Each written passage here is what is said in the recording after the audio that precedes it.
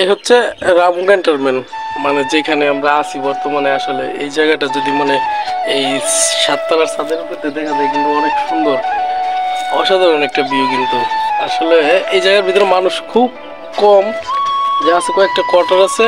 আর মনে করেন সবখানি দর্শনীয় জায়গা যদি দেখাই, দেখেন দূর থেকে জায়গাগুলো অনেক সুন্দর দেখা যায়।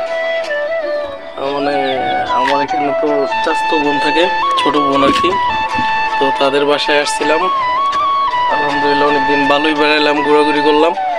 তো আজকে রাতে চলে যাওয়ার পালা, তাই আপনাদের মানে কোথায় ছিলাম, কোথায় আছি, এইটা একটু ভিডিওটা একটু শেয়ার করতেছি। আসলে আমি ব্যাক ক্যামেরা দিয়ে একটু দেখাই।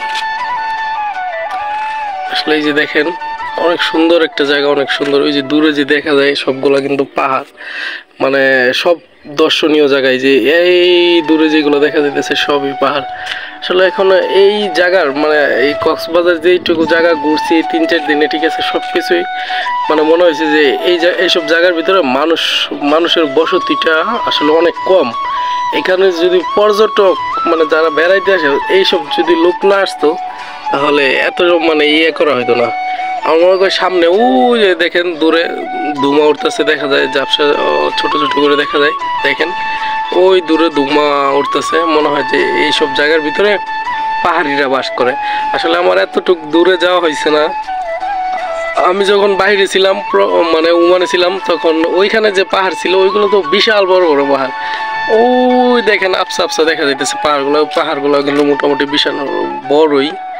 আমাদের দেশের ভিতরে এত সুন্দর দর্শনীয় জায়গা আছে। আসলে এইসব জায়গাগুলো আসলে অসাধারণ, অনেক সুন্দর।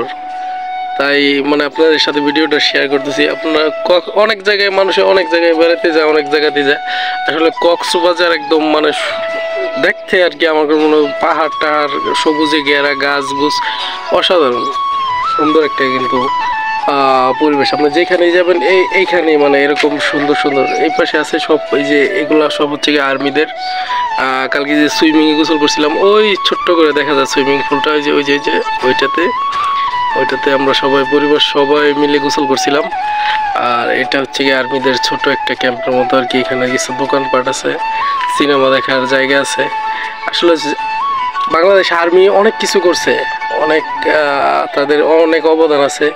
আর তারা যেই জায়গার ভিতরে হাত দেয়, আসলে একটা কথা আছে যে কিছু মানুষ আছে যারা মাটির ভিতরে হাত দিলেও সোনা হয়ে যায়। মানে তারা যেদিকে হাত দিছে, মানে যেদিকে কাজ ধরছে, তারা যেদিকে ক্যান্টনমেন্ট বানাইছে, তাদের আসলে এইসব জায়গাগুলো একদম মানে অনেক সুন্দর দর্শনীয় জায়গা হয়ে গেছে। কি বলবো, এক কথা অসাধারণ।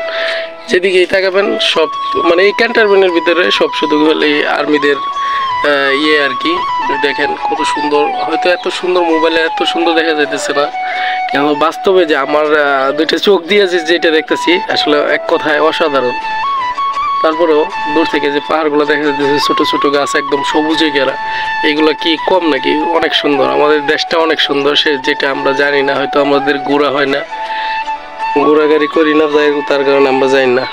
আমাদের দেশটা অনেক সুন্দর, আলহামদুলিল্লাহ। এই দেশে আমি জন্মগ্রহণ করছি, এই দেশে আমার জন্ম, আমি বাংলাদেশি, এইটা আমি গর্ব করে বলতে পারি।